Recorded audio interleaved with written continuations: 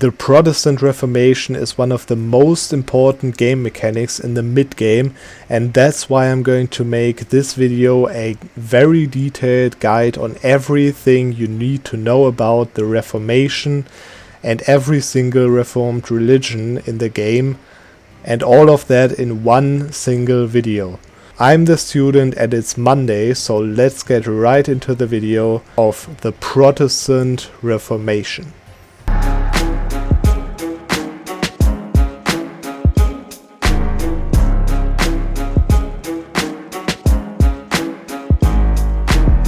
Reform desire presents basically the desire for a reformation of the Catholic Church due to high corruption or high decadence in the Catholic Church, and it is seen in the papal interface how high it is, and it actually counts for every single Catholic nation altogether.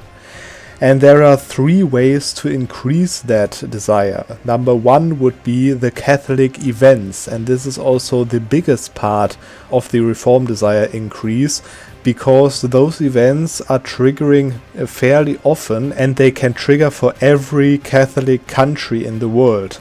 An example for that would be this event over here that probably all of you already got at some point, which, as you can see, lets you choose between the papal way of the church things, which gives you 2 papal influence, but also 0.5% reform desire increase, or you basically choose to be against the Pope. There is a 50% chance for the AI taking the option that increases liberty desire, and those events spawn in the bi-yearly pulse, the 5th one actually.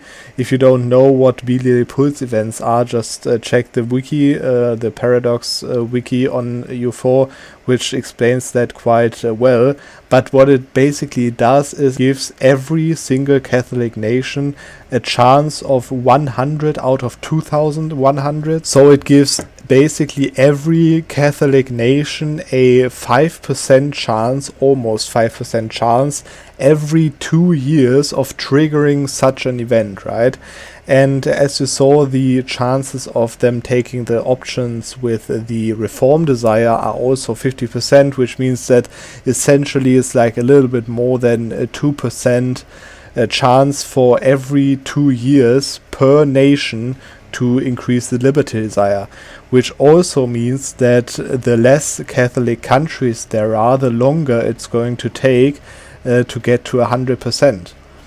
And also, after you reach 50% reform desire, there are more events that can trigger, so after 50% it increases faster.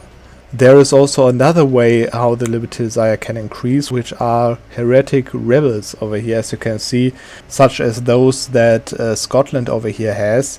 And they increase the liberty desire by 0.1% per province that they siege down, with a cooldown of 2 years. So after 2 years they can siege down the same province and give 0.1% again. And then there is also a 0.2% increase every year.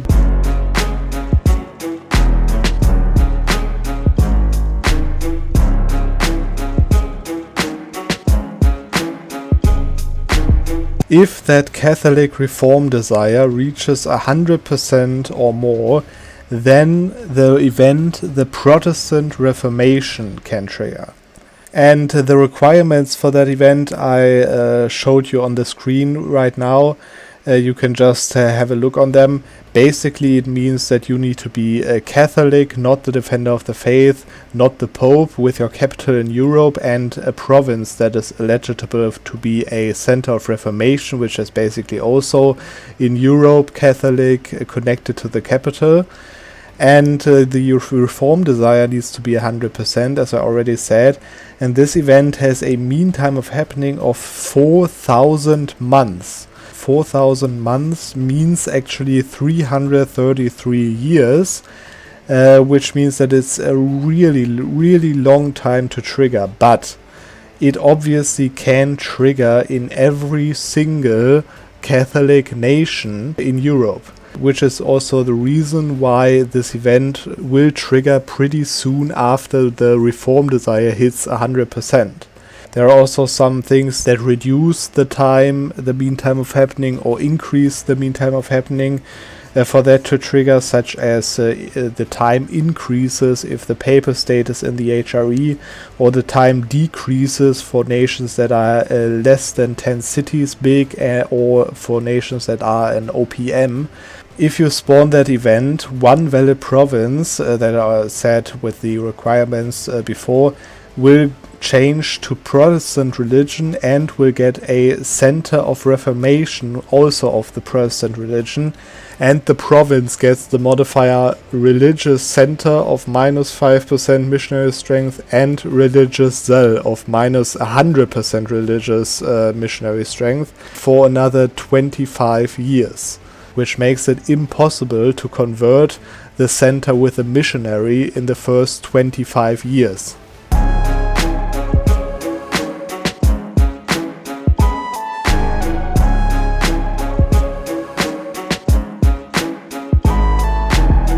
There are possibly 3 Protestant centers of Reformation, 3 Reformed, 1 Anglican and 1 Hussite.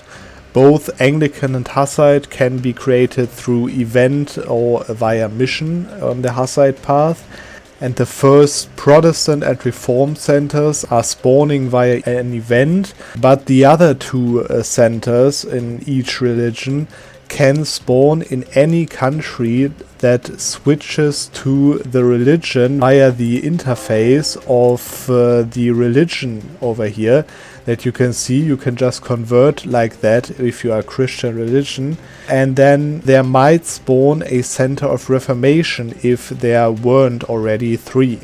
The centers have a base conversion speed of 2% per month, and this conversion speed is modified by the percentages of the current reform desire. So at 100% reform desire, the conversion speed is already 100% faster. It gets 250% faster on a province that is next by a center of Reformation, and it gets -1% conversion speed per province development. So if the province has 20 development, it will get -20% conversion speed. They focus provinces where the owner's religion is the same religion as the center's religion has, and they focus provinces that are in the same culture group or in the same culture as the center province is.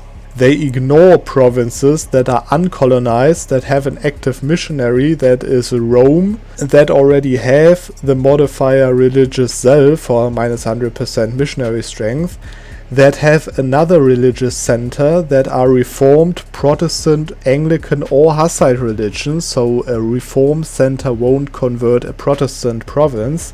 They ignore also non-Christian religions, and they are only converting Coptic or Orthodox provinces if there is no other Catholic province that they can convert. And also they are way less likely to choose a province with a cardinal to convert, and the effects if they reach 100% on a province is that they convert the province, that they give them the province modifier religious zeal for -100% missionary strength for 30 years, and while they are converting, you cannot send a missionary into that province.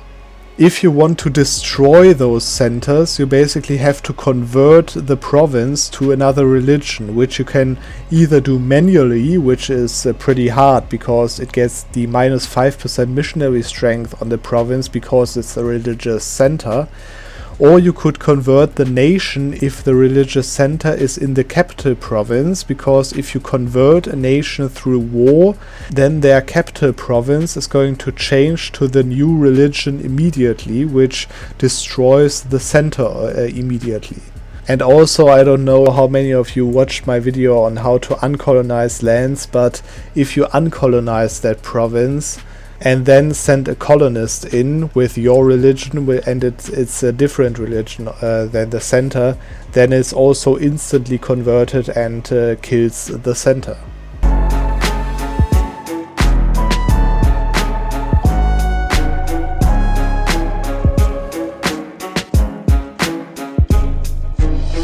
So now I'm going to go through the Reformation religions, which are Protestantism, Reformed, Anglican and Hussite, to just show you how they work and what they are special for. And we're going to start with the first one that triggers, which is Protestantism. And Protestantism has base modifiers that give 10% national tax modifier, 15% improved relations, and 10% clergy loyalty. They use church power, same as Anglican and Hussite as well. We are going to get to that, which means that they have a certain amount of church power that increases based on the monarch power gained per month, and that times 0.1, so it takes 10% of that for the growth of the church power. And this includes actually the monarch power that you gain from advisors and from power projection, for example, but is obviously based on your monarch skills as well. And then it's modified by the religious unity, and there are actually also a lot of percentual modifiers in the game that increase the growth of the church power. If you have 100 church power stored, then you can take a church aspect, which gives you a modifier that is shown on the list over there, and it gives you a temporary modifier as well, which is tied to the permanent modifier on the list, which is active for 10 years. And I'm not going to talk about the list. You can just see what the modifiers do right now as I'm talking. But I want to say that the temporary effect of 10 years could be actually permanent if you change that church aspect every 10 years. So you can just click on it again to have it no longer active, and then you can just activate it again and take the permanent and the temporary modifier also again. Which means that if you make enough church power per month, then the temporary modifier can be basically permanent as well.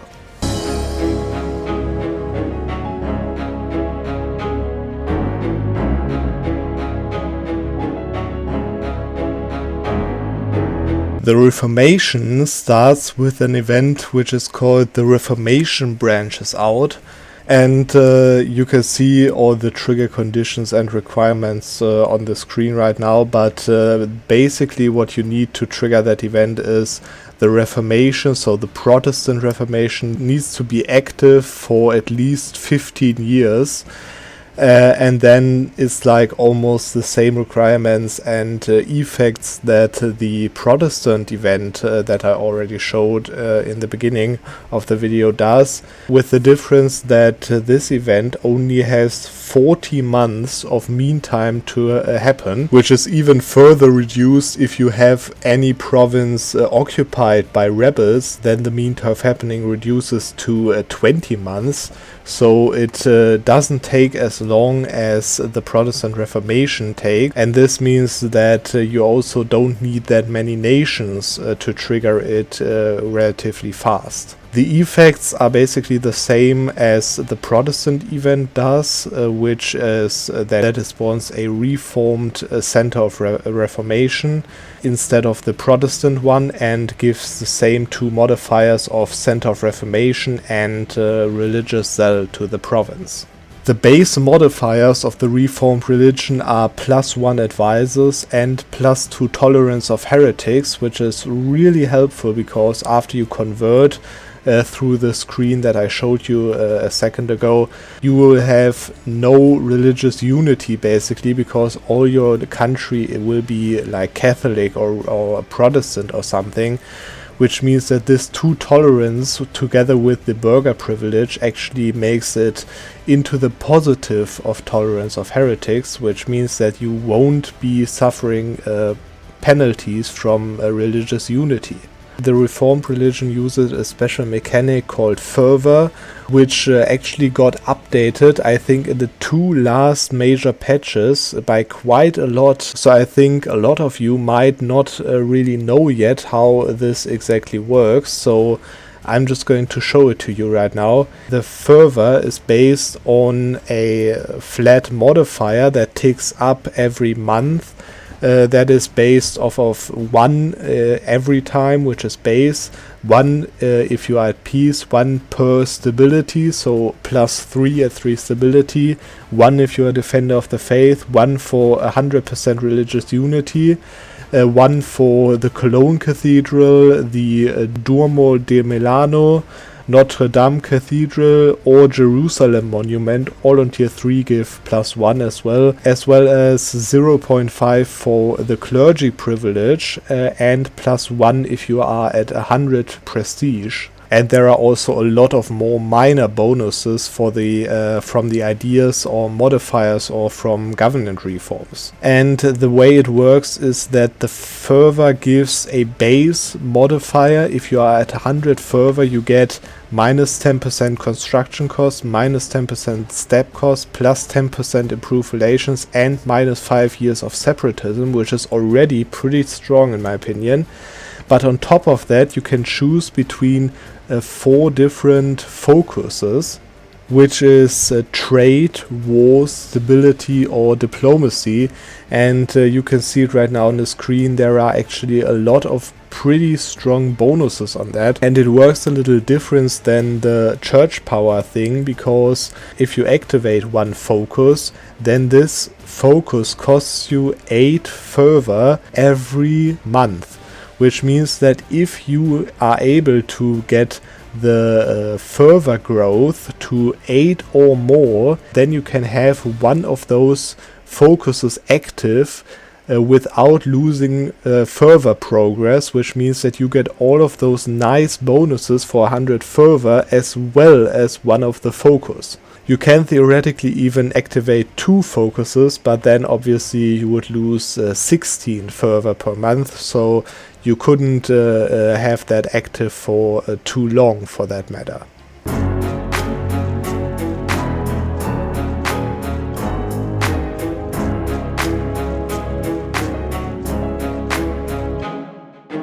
The Anglican religion starts with an event, which is the one that you can see on the screen right now, and you can see also the trigger conditions as I did in the previous events before on the screen right now as well.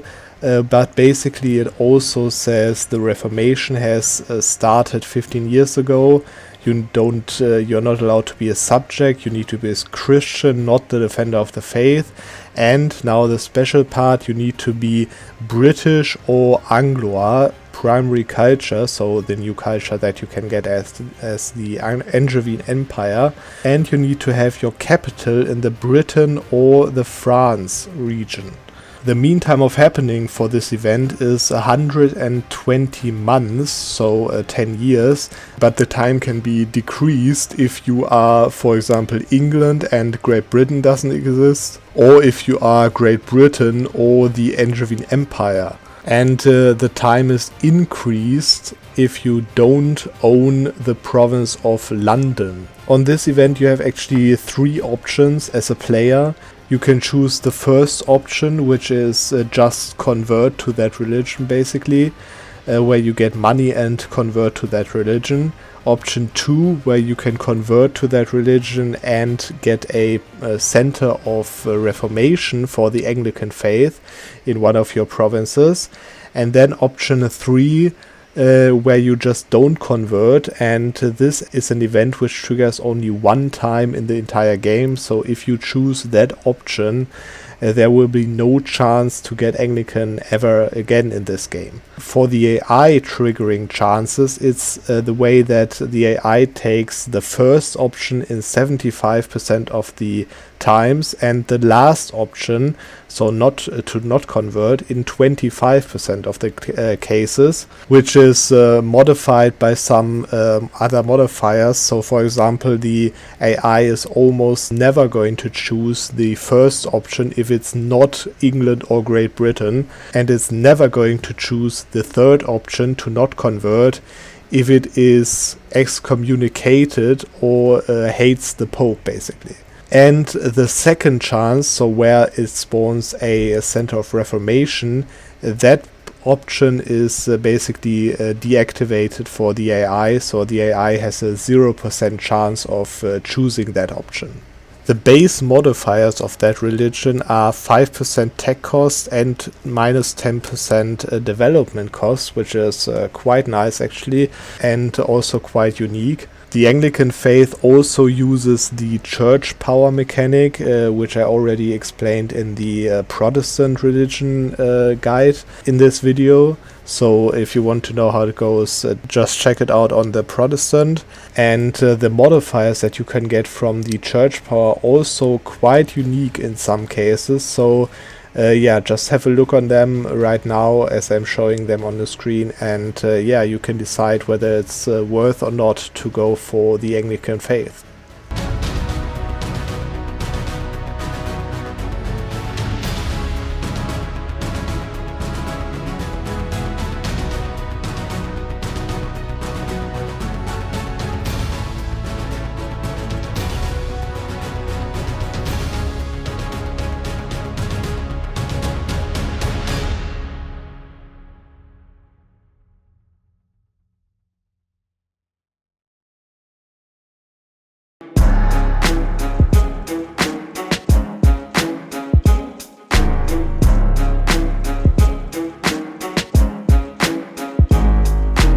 So the Hussite religion is actually a special religion because the only event that lets you go Hussite is tied to the nation of Bohemia. So if you want to know more details about that, I would recommend you just to watch a guide on YouTube to the Hussite Bohemian path, because that is way too much to cover it in such a video right here. But yeah, you can obviously just switch to the Hussite religion through rebels as well, as you can do with every other non-pagan religion. So yeah, let's just see what the base modifiers are. They are plus 2% missionary strength versus heretics and minus 5% shock damage received.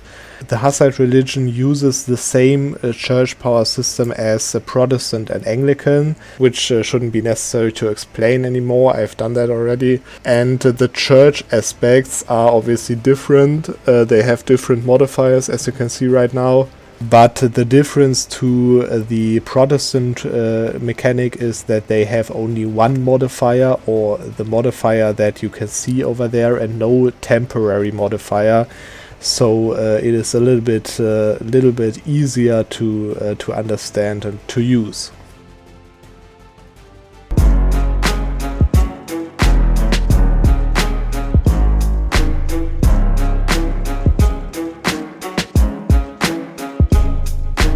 Now let's get two other minor information, which is, first of all, there are 3 formable nations in the game that require the Reformation religions or the Hussite religion, which is basically also Reformation but exists already before the spawn of the Reformation. And those countries are Prussia, first of all, as probably most of you know, but also Kurland and Livonia. And the holy cities for the Reformed religion nations are Jerusalem, with the monument on tier 3, get a missionary, Mecca for all Christian nations, get a missionary, and, which is special, Rome as well gives a missionary for non-Catholic nations, so also for the Reformed religion nations.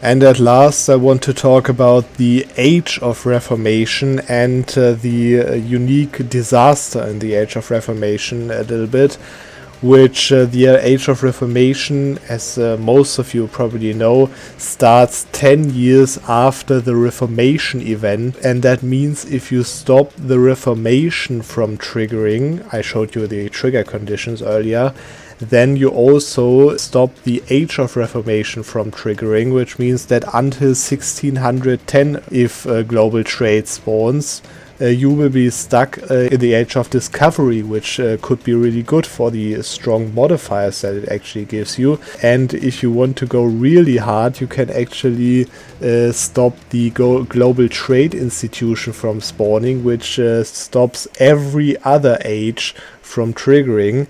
Which means that there will be the Age of Discovery in 1821. But in normal circumstances, you obviously will be ending up in the Age of Reformation, and the objectives in the Age of Reformation are built around the Reformation and colonizing, as the Age of Reformation historically also was the golden age of Spain, obviously, and the Spanish colonial empire.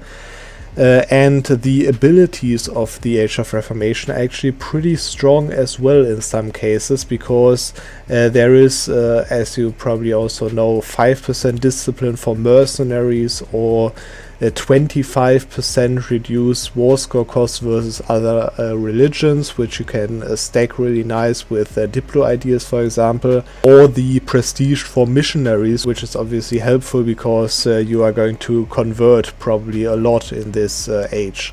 And then there is a unique disaster in that age, which is also tied to the Reformation, which is the reason why I'm going to show it to you in this video real quick, which is religious turmoil.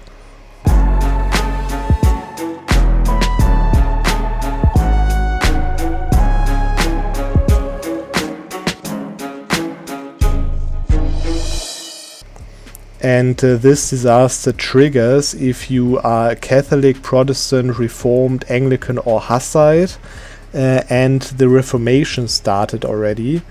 And then if you also are in the Age of Reformation, if you didn't had that disaster already, if you don't have the Counter-Reformation active, if you are not force converted to a religion, which is also interesting, then you can start the monthly growth of the disaster that ticks, which is also pretty easy to prevent, so let's be real, because you need less than 75% religious unity so that it starts growing.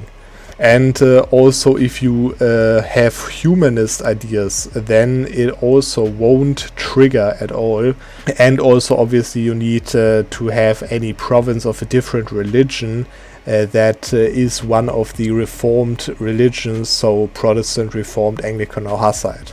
The disaster stops if the religious unity is bigger than 75%, if you completed humanist ideas, or if you have another disaster. The progress monthly is increased by religious unity if you have less than 75% by 1, and if you have less than 50% then by 2. If you have religious ideas, 1 per month. If you have negative stability per point, plus 1 per month. If you have a hostile religious center, so you are Anglican and have a Protestant religious center, then you get plus 2 per month. And if you have a friendly religious center, then you get minus 2 per month. If the disaster triggers, you have 2 options to go through this disaster. You can either choose to be basically intolerant to other heretic religions, which gives you plus 2 missionary strength versus heretics, but also minus 2 tolerance of heretics and some rebels.